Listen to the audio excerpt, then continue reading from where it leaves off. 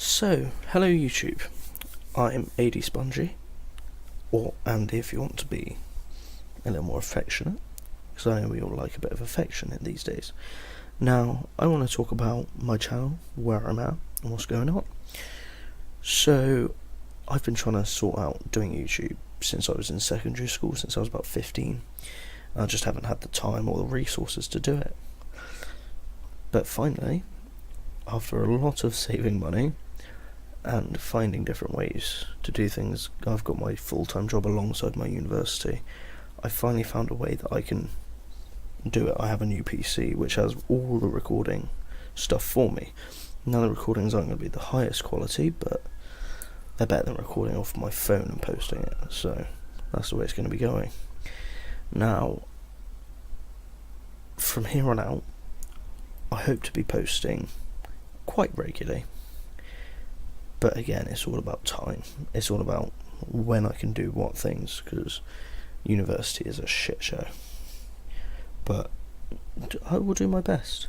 I've always wanted to have a gaming channel, and I think I can finally do it without all the struggles of getting a capture card, things like that, because that's what I always found hard, was I never had the devices to be able to do all of this. But now I do, so I'm going to.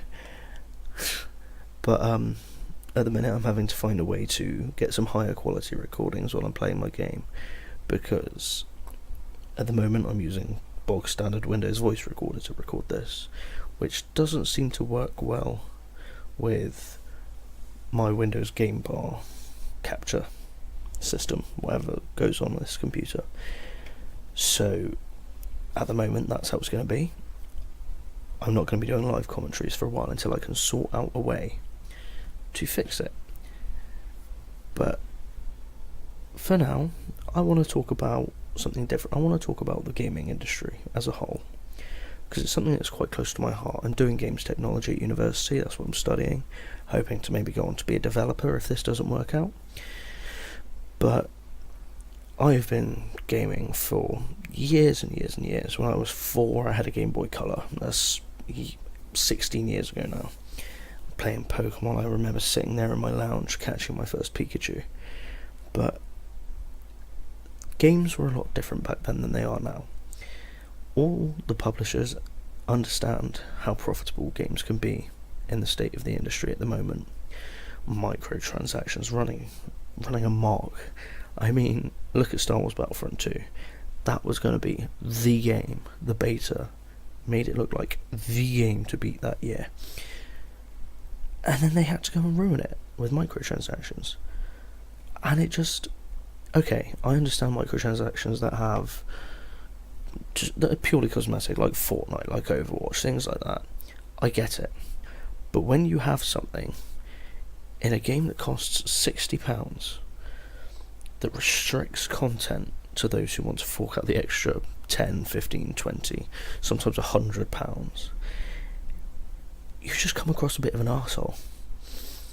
Let's take Black Ops 4 as an example. They've tried to copy Fortnite with the pass system, the tiered battle pass type thing, and it works for Fortnite because everything's cosmetic. But when you have guns locked behind paywalls that in previous games you would be able to get for free when you've got the season pass, it doesn't work. People understand how you're trying to screw them over, especially in a system that goes off of time played instead of skill. So Fortnite's tier system works off of XP, whereas Black Ops 4's, I think it's something like 50 minutes for one tier.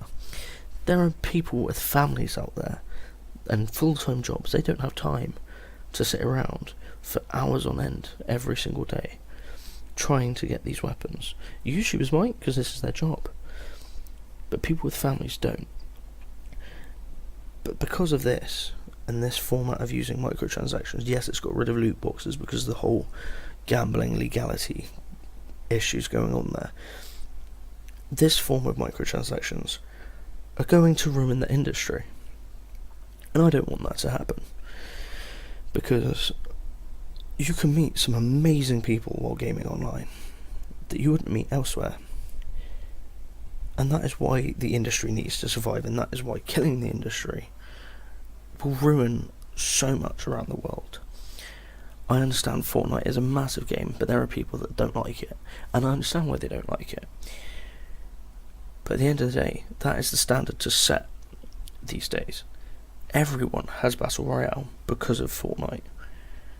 Even Battlefield, DICE, and Square Enix, companies like that have been known for innovation and listening to the fans. Yes, Battlefield 5, they had their issues, they sorted it out with fans. But nobody else is doing that.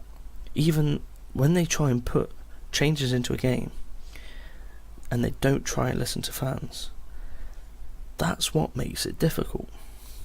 Because they don't understand that if they don't listen to the fans, yes, there will still be the couple of people that buy these things and that will still want to play the game. They don't understand that that is how they will lose their customers. I haven't played Black Ops 4 in about a month since I found out that you don't get the guns with the Black Ops Pass. I'm happy to have the maps, but when you cut map packs in half, that's when you expect there to be more content elsewhere, like bringing the guns out. But they didn't do that. They released 2 maps and a zombies map, as opposed to the standard model of 4 maps and a zombies map.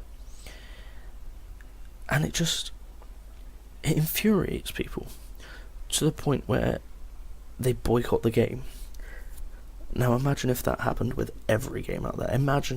Let's go back to Pokemon. Imagine Pokemon Gen 8 and the new Nintendo Online service.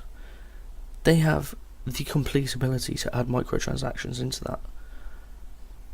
And if they do, it will kill Pokemon.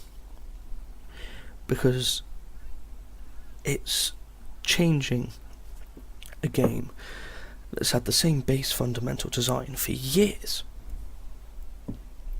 And they want to ruin it. Which is why, like I said, microtransactions are going to ruin gaming in the way that they are right now. But then it brings up the question, how is anyone else going to make their money? Because developers can't just go out and spend hundreds and thousands of pounds developing content to release it for free. I understand that.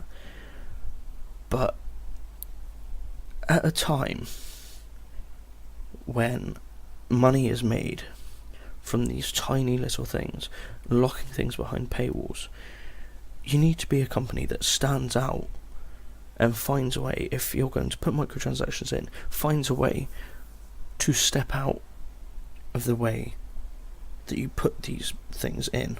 You need to earn them a certain way, make it playtime, make it skill based, like I said, not time based or how much money you have in the bank.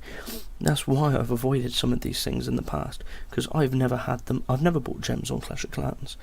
I don't have money to spend on things like that.